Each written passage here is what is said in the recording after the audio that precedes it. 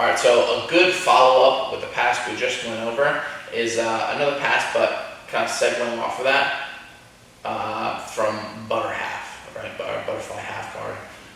So same kind of an initial process where we're approaching our opponent from seated versus standing. And when we're approaching the guard, we're always matching head height and controlling hands, and then we can begin pressuring, right? So even approaching from distance, I have a lower stance. I'm looking to control wrists, match head height, and I'm pressuring from here. Once I pressure in from here, that's good.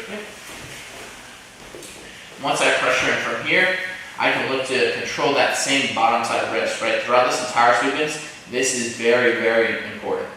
Once we're here, I'm going to look to frame with my, like a wide block grip in my opponent's armpit here.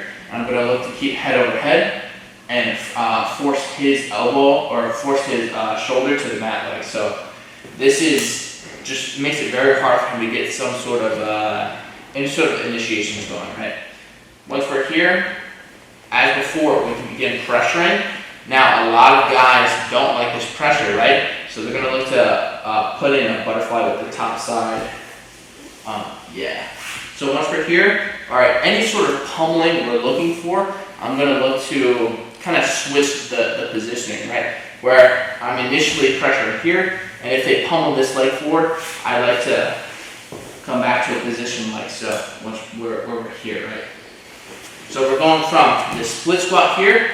If he pummels this leg across, we can look to put our far knee to the mat and pummel this knee out here.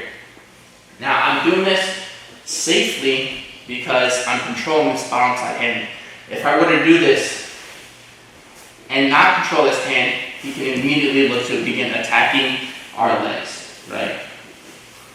So as before, this is a major priority, controlling this bottom side hand.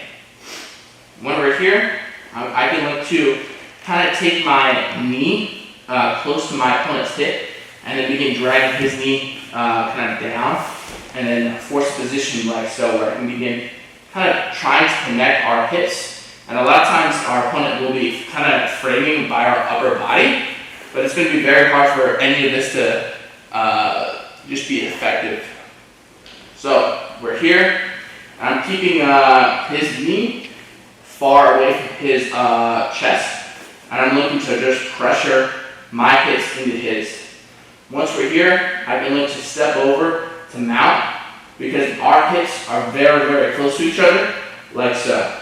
As we're here, I can look to shoot my knee towards my chest and then step over straight to mount, like so.